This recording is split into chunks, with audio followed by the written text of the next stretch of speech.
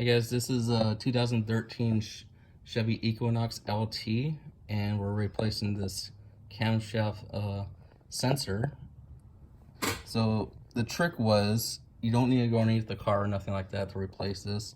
You just go, look down here,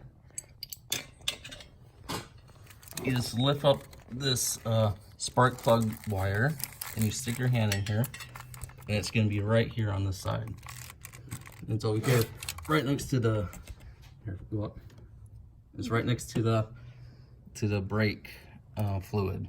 So you just stick your hand right here, and then you'll see the sensor in here, and you just unscrew the bolt. And I actually did it with my hand; it wasn't even that tight, so you'd be able to do it.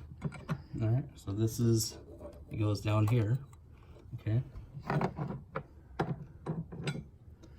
So go up. So just look for the brake fluid and spark plugs. It'll be right here, right? It's right there. Okay, just lift this up, put your hand in there. Okay, next.